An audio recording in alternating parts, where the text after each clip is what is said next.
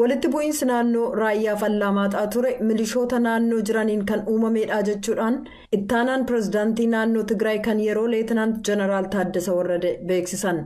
Ittaanaa pirezidaantichi ibsa har'a kennaniin bulchiinsi isaanii naannoonni humnaan to'achuu barbaadu hin jiru jedhan. Kantiibaan yeroo kan magaalaa Allamaaxaa obbo Haayiluu Abarraa gama isaaniin hidhattoonni Tigraay waliigaltee Piriitooriyaa cabsuudhaan naannoo raayyaa Allamaaxaa to'atan jedhan. Jiraattonni kurna kumaan lakkaa'aman sababa walitti bu'iinsa sana qeerraa buqqa'aniiru jedhaniiru. Durataan koree eenyummaa walloo Amaaraa obbo Haayiluu Abarraa VOA'f akka ibsanitti dugdee magaalaa Allamaaxaa akka jiru naannoleen raayyaa Allamaaxaa hidhattoota Tigraayin qabamaniiru jedhan. Kunis diigamuu waliigaltee Piriitooriyaa mul'isa jedhan. Ittaanaa pirezidaantiin naannoo Tigraay kan yeroo jeneraal Taaddasa Warrade Gibxata har'aa sabaa himaaf ibsa kennaniin mootummaan federaalaa naannolee falmisiisoo kan ittiin jedhe falmisiisaa miti naannolee Tigraay beekamoodha jedhee bulchiinsi isaanii kan amanu ta'uu dubbataniiru. Mootummaa federaalaa waliin naannolee kana keessatti bulchiinsi waraana sana booda hundeeffaman akka diigamaniif hidhattoonni hidhannoo akka hiikkatan caasaan poolisiif nageenyaa akka diigamu waliigalteerra gahameeraa jedhan. Akkasumas waraana sana booda kan mindeeffaman hojjettoonni mootummaa akka gadhiisan naannoleerraa kanneen ta'an maqaan iddoof alaabaan akka ka'u waliigallee jirra jechuudhaan jeneraal Taaddasan dubbatanii jiran. Buqqaatonni lafa qonnaaf manni jireenyaa isaanii gadhiisamee akka deebi'an ni taasifama. Fedhii ofii isaaniitiinis bulchiinsa fedhan filatuu jedhan. Mootummaan federaalaa bulchiinsichi caasaa jiru jala akka turu barbaada. Bulchiinsi Tigraay kan yeroo garuu naannoo isaa jala akka ta'u ejjennoo qabaa jechuudhaan ibsan. Guyyoota darban keessa naannoo raayyaa Allamaaxaatti kan uumame milishoota gamasii buqqa'aniif hidhattoota raayyaa Allamaaxaa naannoo Amaaraan caaseffame gidduutti ta'ee jechuudhaan ittaanaa pirezidaantichi dubbataniiru. Gama biraan walitti bu'iinsa naannoo raayyaa Allamaaxaatti ka'een bulchaan aanaa raayyaa Allamaaxaa Mollaa Darriba'u ajjeefamuu isaanii kanneen ijaan argine jedhan dubbataniiru. Haala ajjeechaa sanaa garuu ibsa bal'aan kennine.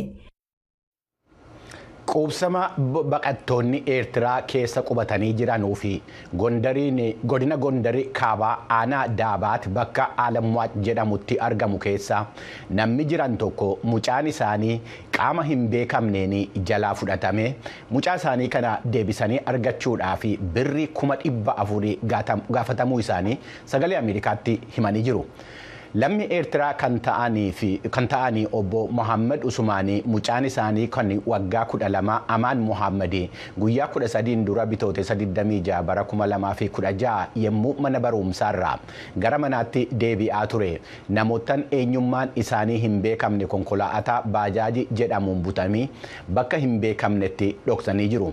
Maallaqa gaafataman kana harkaa waan hin qabneedhaaf karaa irratti ba'anii namoota kadhachaa akka jiran abbaan mucaa kanaa ibsanii jiru. Baqattoonni gochii akkanaa kanaan duras bakka sanatti mul'achaa akka jiru kan ibsan yommuu ta'u bulchaan ganda quumsanni sun keessa jiru obbo Minaalee Gimbine yommuu mucichi butamee fudhatame barsiisaan biraa tokkos butamuu isaa VOA'tti himanii jiru.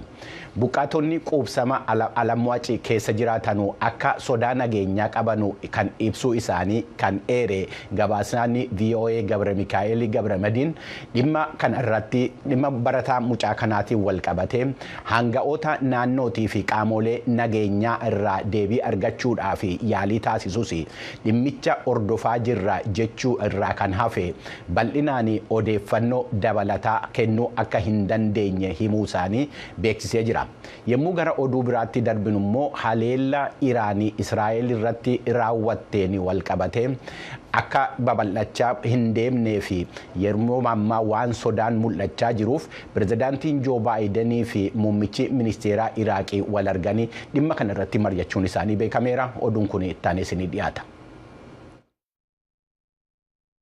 Pirezidaantiin Yuunaayitid Isteetsi Joo Baayiden wixata kaleessaa muummichi ministeeraa Iraaqiin innaa simatanitti iji hundumtuu Iraan irra ture. Xumura torban darbee Iraan haleellaa seena qabeessa ka jalqabaa Israa'el irratti raawwatte. Haleellaan sun yaaddoo waraanni bal'aan naannoo sanatti ka'uu malaa jedhu dhaqqabsiise. Haalli kun ISIS irratti qabsoo waliin ta'uun geggeessan dhimmootii dinagdeef walabummaa anniisa Iraaq akkasumas dhimmootii adeemsa gara ammayyummaatti geessu irratti mari'achuu ka fedhan karoora hoogganoota lamaanii ka sirnaa duraan karoorfame kan White House itti geggeeffame dukkaneesse. Hoogganoonni lamaan Iraaqii fi Yuunaayitid Isteetsi gidduu ka jiru michummaa tarsiimoo waariinsa qabuuf kutannoo qaban mirkaneessaniiru. Waliigaltee tarsiimoo waliigalaa kan bara 2008 Yuunaayitid Isteetsii fi Iraaq gidduutti irra ga'ame ilaalchiseellee mul'ata qaban mari'ataniiru. Hoogganoonni lamaan ibsa waliin ta'uun kan kennan erga Baayiden muummicha ministeeraa Shiyaa al-Sudaanii waliin wal arganii booda.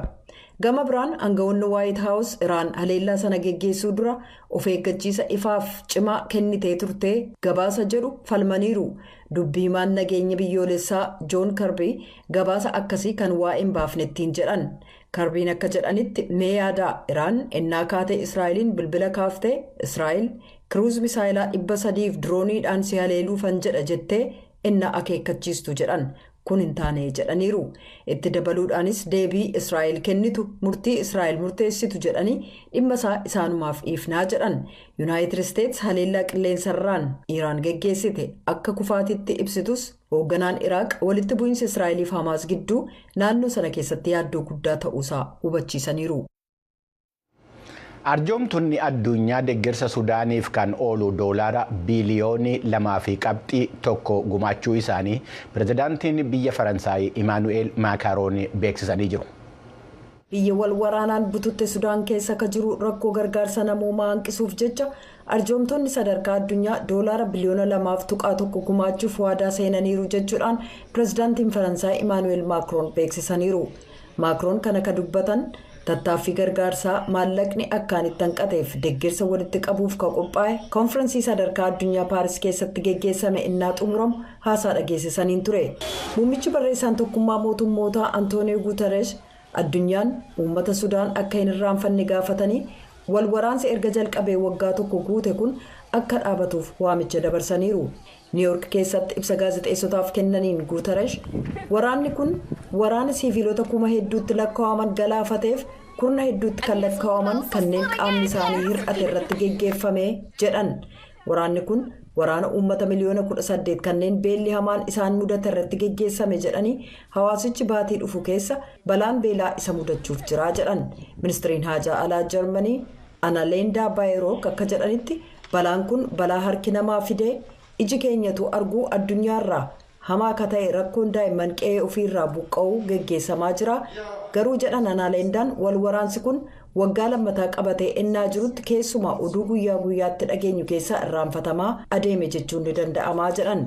Tokkummaan mootummootaa akka jedhetti uummanni miliyoona 8 ta'u bakka amansiisaa barbaacha qe'ee isaarraa ka godaane yoo ta'u kanneen miliyoona 1.8 ta'an biyya ollaatti baqatan.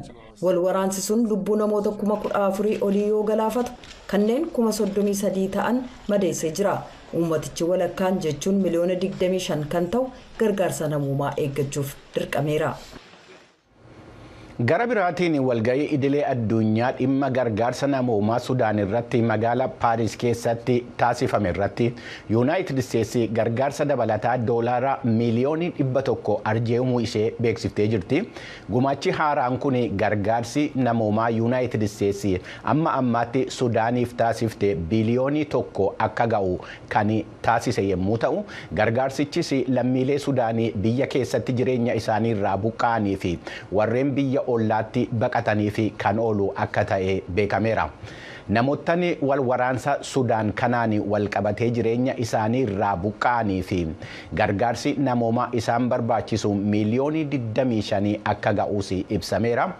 Gara oduu walakkeessa bahaatti yemmuu darbinu immoo deeggartoonni lammiilee Palestaayin kutaalee Yuunaayitid Isteetsi ijoo ta'an keessa jiranu hiriira taasisanii jiru. Tibbana kana oduun kun kunooti bal'inaan.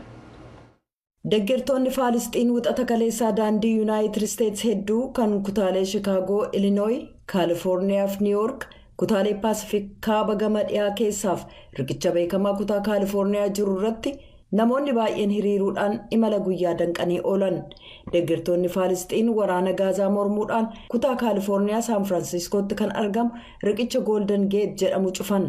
Riqicha toora konkolaataan irra deemu 6 qabuuf ol fagaatee ijaaramerra hiriirtonni hedduun konkolaataa dhaabatee jirutti cancalaan of hidhanii konkolaataa karaa darbaa dhorkan.